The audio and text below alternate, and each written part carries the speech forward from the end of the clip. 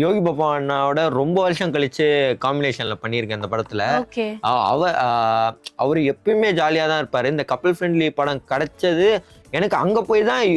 இப்ப எப்படி கேங்கர்ஸ்ல வடிவேல் சார் எனக்கு தெரியலையோ, அங்க போயிட்டு பார்த்தா எஸ் சொல்லுவாங்களே, அந்த இதுல அம்மா தான் வந்து டெய்லியும் ஒரு ஒன் டேக்கு ஒரு 10 to 15 ஆடிஷன்ஸ் போவோம். அம்மா தான் வண்டியை எடுத்துட்டு ஓடி எவ்வளவு வெயில் மழை என்ன இருந்தாலும் என்னையும் என் தங்கச்சியும் கூட்டிட்டு எல்லா கம்பெனிக்கும் போய் ஒரு கம்பெனி கூட விட மாட்டோம். ஒரு நாளைக்கு 3 ஷூட்டிங் போன அதெல்லாம் இருக்கு. ஃபர்ஸ்ட்ல ரொம்ப அம்மா வந்து ஃபர்ஸ்ட் எடுத்தோடனே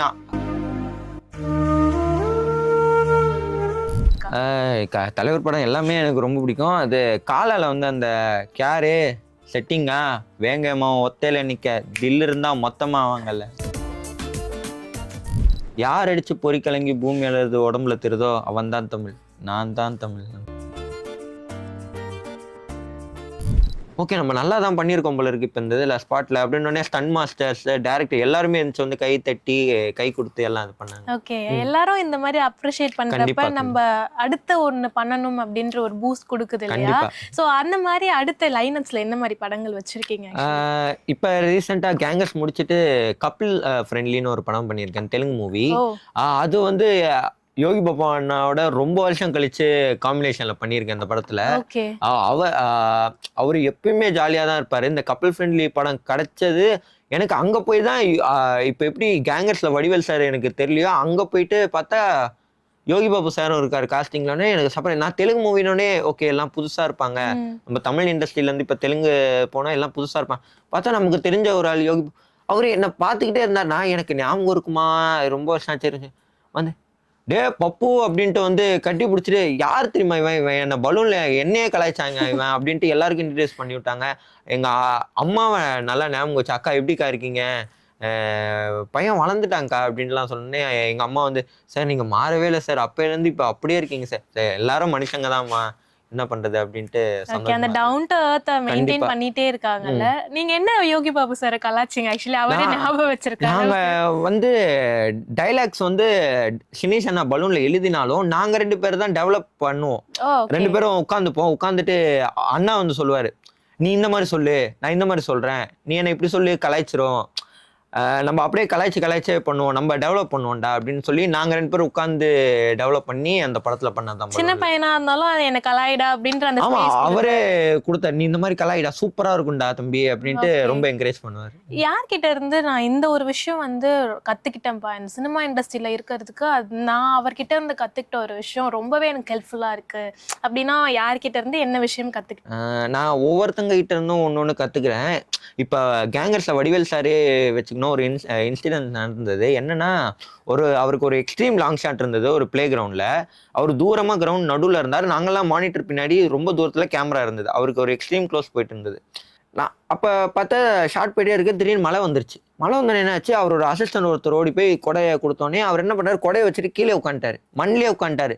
நாங்க சுந்தர் சார் அவங்க எல்லாரும் உட்காந்துட்டு என்ன சார் அங்கேயே உட்காந்துட்டாருன்னா, வாக்கி டாக்கில சாரை கூட்டிட்டு வாங்கினோடனே அவர் அங்கேருந்து நான் அங்கேயே இருக்கேன் அப்படின்னோடனே எல்லாம் ஏடி கோ டைரக்டர் எல்லாருமே போய் கொடையை பிடிச்சிட்டு உட்காந்துட்டாங்க கீழே. அவரோட உட்காந்து ஒரு 25 மினிட்ஸ் கிட்ட மழை பெஞ்சிருக்கும், நின்றுச்சு. நின்னோடனே அவர் எந்திரிச்சு டேக் போகலாம் அப்படின்னு. எனக்கு அங்க மானிட்டர் பின்னால இருந்து, அவர் இவ்வளோ பெரிய லெஜெண்டா இருந்தாலும் அவர் ஒர்க்குக்கு இவ்வளோ பேஷனேட்டா இருக்காரு, ஹார்ட் ஒர்க்கிங் பண்றாரு அப்படின்ட்டு எனக்கு அது நான் அவர்கிட்ட ரொம்ப கத்துக்கிட்டேன். ஓகே, நீங்க 4 வயசுல இருந்து நடிச்சிட்டு இருக்கீங்க. எப்படி இந்த நடிக்கிற இன்ட்ரெஸ்ட் வந்தது? ஆக்சுவலி எனக்கு வந்து நடிக்கிறன்னு ஒரு ஆசை வந்தது வந்து, நான் டிவியில வந்து சூப்பர் ஸ்டார் அவரோட படம், விஜய் சாரோட டான்ஸ், அப்ப நான் சின்ன வயசுல ஏதோ அம்மா அப்பா கிட்ட வந்து நானும் இந்த மாதிரி ஆடணும் நடிக்கணும் அப்படின்ட்டு ஏதோ ஒரு இதுல கேட்டிருக்கேன். அம்மா நான் வந்து இண்டஸ்ட்ரிக்குள்ள வந்ததுக்கு ரொம்ப முக்கியமான காரணம் எங்க அம்மா தான். எங்க அம்மா இல்லைன்னா நான் இப்போ இங்க வந்து இன்டர்வியூ கொடுத்துருக்க முடியாது, கேங்கர்ஸ் படம் பண்ணியிருக்க முடியாது. அவங்க இல்லைன்னா எனக்கு சான்ஸ் எதுவுமே கிடைச்சிருக்காது. அவங்க தான் எல்லா கம்பெனிக்கும் ஃபர்ஸ்ட் என்னோட ஆரம்ப இயர்ஸ் சொல்லுவாங்களே, அந்த இதுல அம்மா தான் வந்து டெய்லியும் ஒரு ஒன் டேக்கு ஒரு 10 to 15 ஆடிஷன்ஸ் போவோம்.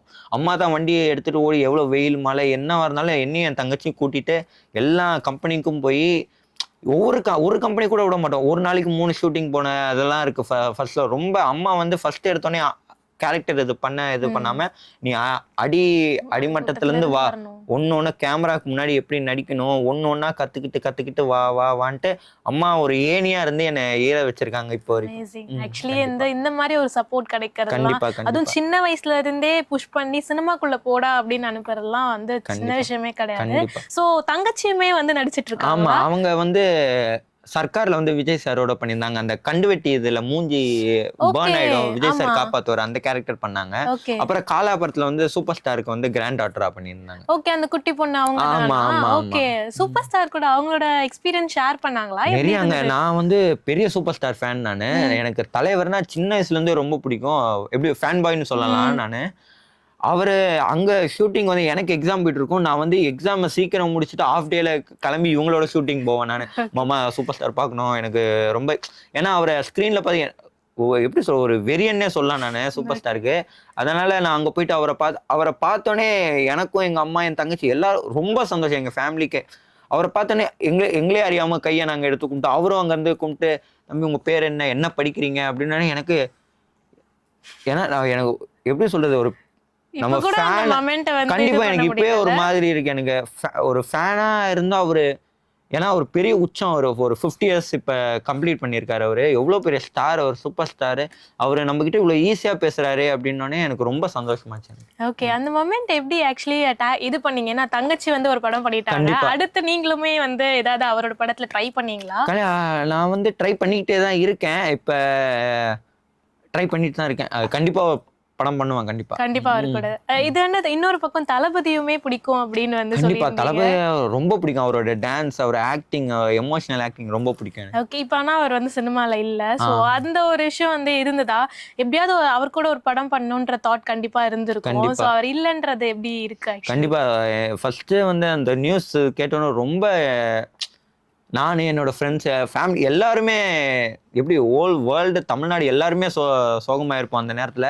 ஆனா சரி ஓகே, அவர் இன்னொரு கட்டத்துக்கு போயிருக்காரு, அதுக்கு நம்ம எல்லாரும் சப்போர்ட். தங்கச்சி பிளஸ்ட் இல்ல, நம்ம கண்டிப்பா தலைவர் கூடயும் வந்து ஒரு காம்பினேஷன்ஸ் இருந்துருச்சு, கண்டிப்பா பாத்துட்டாங்க. தளபதி கூடயும் வந்து ஒரு கண்டிப்பா விஷயம் கண்டிப்பா ஆமா. இருந்ததுல. ஓகே. தலைவர் டைலாக் ஏதாவது பேச முடியுமா? ஏன்னா தலைவரோட வெறியர் அப்படின்னு சொல்லும் போது உங்களோட ஃபேவரட் டைலாக் தலைவரோடது ஏதாவது இருக்கா? தலைவர் படம் எல்லாமே எனக்கு ரொம்ப பிடிக்கும். அது காலால வந்து அந்த கேரு செட்டிங்கா வேங்கமா ஒத்தையில நிக்க தில் இருந்தா மொத்தமா வாங்கல்ல. ஓகே. அந்த பிடிக்கும். தளபதி இது? தளபதி இது வந்து, யார் அடிச்சு பொறிக்கலங்கி பூமி அழுது உடம்புல தெரிதோ அவன் தான் தமிழ், நான் தான் தமிழ். ஓகே. அந்த மாதிரி உங்களுக்கு வந்து ஃபேவரட்டான டைரக்டர் யாரா இருந்தாங்க? ஆக்டர்ஸா வந்து இவங்கெல்லாம் இன்ஸ்பிரேஷன்ஸா இருக்கும்போது டைரக்டருமே வந்து ஓகே இவரோட படங்கள்னா எனக்கு ரொம்ப பிடிக்கும் அப்படின்னு. எனக்கு டைரக்டர்ஸ்ல வந்து மணிரத்னம் சார், அப்புறம் பாலு மகேந்திரா சார் ரொம்ப பிடிக்கும். ஓகே. நீங்க சின்ன வயசுலனே சினிமால இருக்கனால அந்த ஒரு இம்பாக்ட் இருக்கு போல. இப்ப இருக்க யங்ஸ்டர்ஸ்க்குலாம் கேட்டா ஜிவிஎம் சொல்லுவாங்க, இல்லைன்னா லோகேஷ் கனகராஜ் புரியுது அப்படின்னு புரியுது இருக்கும். புரியுது. பட் மணிரத்னம், பாலு மகேந்திரா சாரோட படங்கள்லாம் பார்த்து. கண்டிப்பா. ஏன்னா நான் இப்ப வந்து ஃபிலிம் இன்ஸ்டியூட்ல தான் படிக்கிறேன் ஃபர்ஸ்ட் இயர். ஓகே. எனக்கு வந்து முன்னாடி மணிரத்னம் பாலு மகேந்திரா சாரோட படம்லாம் பார்த்துருக்கேன் நான்.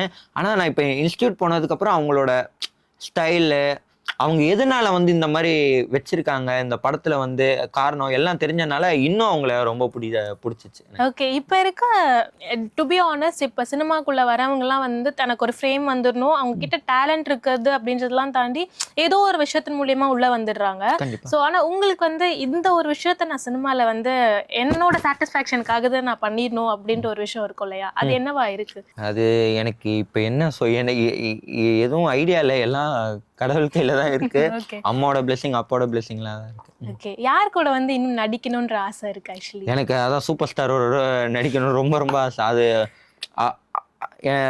எல்லாரோட நடிக்கணும்னு ஆசையா தான் இருக்கு. ஆனா சூப்பர் ஸ்டாரோட எப்படியாச்சும் ஒரு ஃப்ரேம்லயாச்சும் வந்துடணும்ட்டு ஒரு அவர்கிட்ட சொன்னீங்களா அவரை பார்த்து பேசும்போது இந்த மாதிரி உங்களோட பெரிய ஃபேன் நான், அவங்க கூட நடிக்கணும்ன்ற ஆசைலாம் இருக்கு? கண்டிப்பா. நான் அங்க போய் அவரு தங்கச்சி வந்து அண்ணா கூப்பிடுறாரு சார் அப்படின்னோடனே எனக்கு, சார் கூப்பிடுறாரா, என்ன எது கூப்பிடுறாரு அப்படின்னு, அண்ணா வாங்கினா அப்படின்னோடனே நான் அங்கே போய் நின்று ஒரு நிமிஷம் அப்படியே அவரே பார்த்து தங்கச்சியோட ஃபர்ஸ்ட் பேசியிருந்தா, இவர் தான் அண்ணா என்ன பண்றாரு, அண்ணா இப்படி பண்றாரு. அப்ப தங்கச்சி குட்டி பாப்பா அப்ப ஒரு மாதிரி பேசியிருந்தா, நானும் பார்த்து அவரை அப்படியே பார்த்துட்டே இருக்கேன் நான்.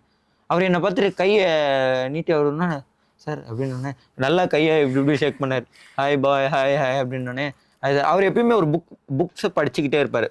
ஷார்ட் முடிஞ்சதுக்குமா ஒரு புக்கை வச்சுக்கிட்டு படிச்சுக்கிட்டே இருப்பாரு. டேக் ஓகேனா எடுத்து வச்சுட்டு வந்து நடிச்சிட்டு இருப்பாரு. அவர் அந்த மாதிரி தான் புக்ஸ் எல்லாம் படிப்பீங்களா அப்படின்னு. படிப்பேன் சார்.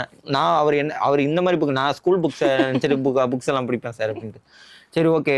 நான் என்னால் அவர்கிட்ட வந்து நான் உங்கள் பெரிய ஃபேன் அப்படின்னு சொல்லணும்னு தோணுச்சானா அந்த இடத்துல எனக்கு சார் நான் உங்கள் பெரிய ஃபேன் சார்னு மட்டும் என்னால் சொல்ல முடிஞ்சது அந்த இடத்துல. அப்படியா சூப்பர், என்னோட படம்லாம் பார்த்துருக்கீங்களா அப்படின்னு. எனக்கு உங்கள் படம்லாம் பார்த்துருக்கீங்களா, எனக்கு நான் என்ன ஆன்சர் பண்ணுறதுனே தெரியல. சார் பார்த்துருக்கேன் சார், எனக்கு எல்லா படமே ரொம்ப பிடிக்கும் அப்படின்னு. சூப்பர் சூப்பர், படிங்க, நல்லா படிங்க, கான்சென்ட்ரேட் பண்ணுங்க, ஆக்டிங்கும் பண்ணுங்க, ஆனால் படிப்பை விட்டுறாதீங்க, படிப்பு ரொம்ப முக்கியம் அப்படின்னு சொல்லுவார். சின்ன வயசுல நீங்க நடிச்சதுக்கும் இப்போ ஒரு மெச்சூரிட்டி ஆஃப் லெவல் ஆஃப் ஆக்டிங்ல வந்து இருந்திருக்கும் இல்லையா, அது பார்க்கும்போது உங்களோட டிரான்ஸ்ஃபர்மேஷனே உங்களுக்கு வந்து எவ்வளவு சாட்டிஸ்ஃபேக்ஷனா இருக்கு?